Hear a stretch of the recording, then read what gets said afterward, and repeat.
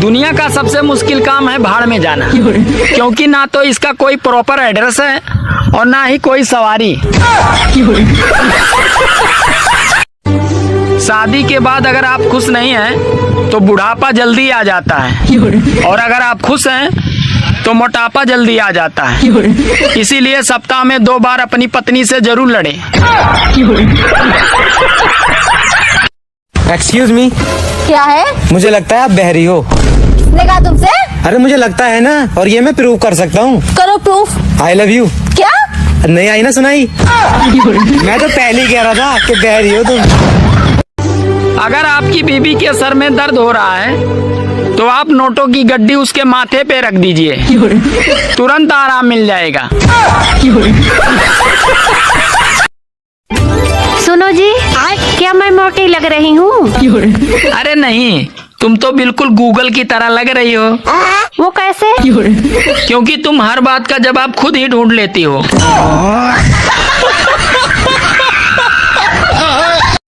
सुनो, I love you. Thank you. अरे I love you का मतलब थैंक यू होता है। तो फिर क्या होता है? कुछ और होता है। अच्छा ठीक है, फिर से बोलो। I love you. कुछ और। देख लो भाई, हम लड़के ना, हमारे साथ ऐसा ही होता है। एक गंजा आदमी बस से उतर रहा था तो पीछे से उसे जोर से धक्का लगा। तो इतने में गंजा आदमी बोला, अरे भैया क्यों मेरे सर पे चढ़े जा रहे हो? तो दूसरा आदमी बोला, अरे नहीं भैया, हमें आपके सर पे चढ़कर फिसलना थोड़ी है।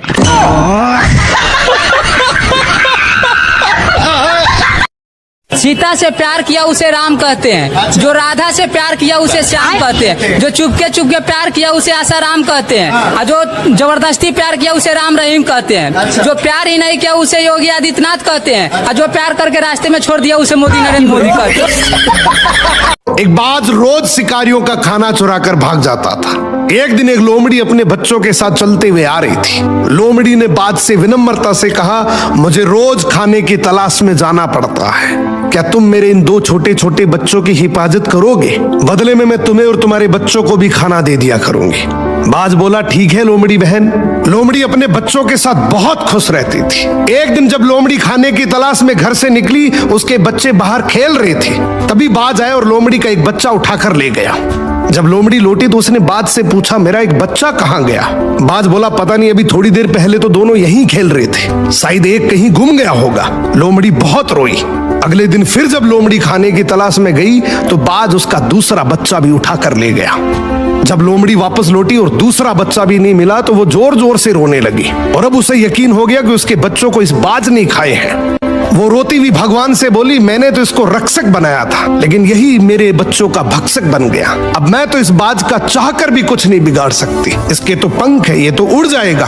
तूने तो इसको पंख दिए हैं, तू इसका हिसाब कर सकता है। अब कुछ समय बाद बाज को खाने की कमी हो गई। वो फिर से जंगल में गया। शिकारियों का खाना आग से उठाकर उड़ गया। जलता हुआ खाना जब अपने घोंसले में लाया तो घोंसले में आग लग गई। आग की लपटों से बाज नीचे गिर पड़ा। तभी लोमड़ी ने दौड़कर बाज को दबोच लिया और अपने बच्चों का बदला ले लिया। इसीलिए कहा जाता है, ऊपर वाले की लाठी में आवाज नहीं होती, कर्म फल भोगना ही पड़े। अगर चुपचाप रहकर दुश्मन को मिटाना है तो मेरी ये 3 बातें ध्यान से सुनो। नंबर 1, अपनी ताकत कभी जाहिर मत करो, क्योंकि शेर शिकार से पहले दहाड़ता नहीं, वो सिर्फ सही वक्त का इंतजार करता है। नंबर 2, दुश्मन को जवाब मत दो, उसे उसकी औकात पे छोड़ दो। समय जब पलटता है तो बिना शोर के हिसाब चुकता करता है। नंबर 3, खुद को इतना मजबूत बना लो कि तुम्हारी तरक्की ही उसकी सबसे बड़ी सजा बन जाए। जब तुम ऊपर उठोगे, दुश्मन अपने आप नीचे गिर जाएगा। एक राजा था, उसने भेड़ों से वादा किया कि इस बार वो हर एक भेड़ को एक एक कंबल दान करेगा। राजा की ये बात सुनकर भेड़ों का झुंड बहुत खुश हुआ। लेकिन एक मेमने ने अपनी माँ से पूछा कि माँ, ये राजा जी कंबल के लिए इतनी सारी ऊन कहाँ से लाएंगे? तो माँ शांत हो गई। अब जिस तरीके से माँ शांत हो गई, उसी तरीके से हम भी शांत रहते हैं उस वक्त जब कोई स्टेज पे आकर वोट मांगने के लिए बोलता है कि इस बार तुम सबको एक एक कंबल बांटूंगा। लेकिन हम सब भूल जाते हैं कि इतनी सारी कंबल के लिए नेताजी ऊन कहां से लाएंगे। ये बात ना भेड़ों के लिए थी ना कंबल के लिए, फिर किसके लिए थी? कमेंट में आप ही जवाब दो। दोस्तों, माता पिता के कर्मों का फल सिर्फ औलाद को ही नहीं भुगतना पड़ता है, अरे दामाद को भी भुगतना पड़ता है।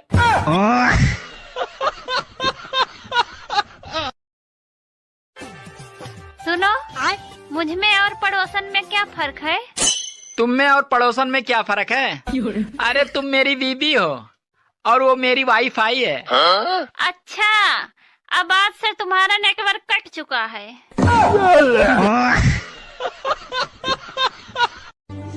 यार ये बता, महिला और प्रेस को स्त्री क्यों बोला जाता है?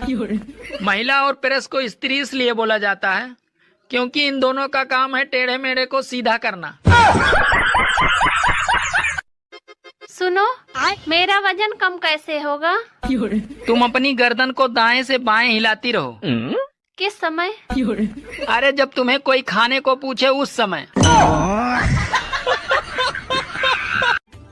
सुनो, हाँ? मैं तुम्हारे प्यार में ताजमहल बनवाऊंगा। अरे इसकी जरूरत नहीं है। देखो ठंड बहुत पड़ रही है, तुम बस रोज बर्तन धो दिया करो। सुनो, मैं मायके जा रही हूँ, तुम्हें मेरी याद आएगी ना? अरे याद आएगी कैसे? क्यों? अरे याद आने से पहले ही तुम चली आती हो। सुनो, हाँ? अगर मैं खो गई तो तुम क्या करोगे? अरे करना क्या है, अखबार में इश्तिहार दूंगा कि जिसे मिले वही ले जाए। एक बात पूछनी थी, बीबी अगर मायके चली जाए तो रोटी खुद बनानी चाहिए या पड़ोसन को बुला लेना चाहिए?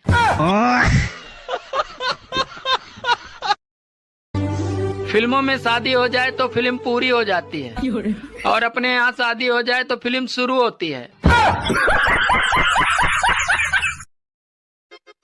सुनो, तुमने शादी से पहले क्यों नहीं बताया कि तुम्हारी रानी नाम की एक और पत्नी है?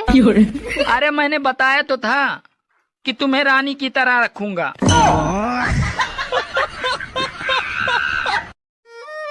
अब मैं तुमसे तलाक लूंगी, तुम्हारे साथ एक भी दिन नहीं रहूंगी। पूछोगे नहीं क्यों?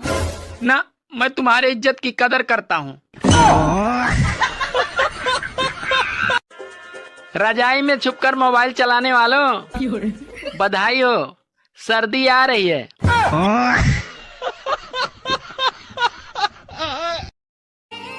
सर्दी आ रही है, अब दिन छोटे होंगे और परिवार बड़े होंगे।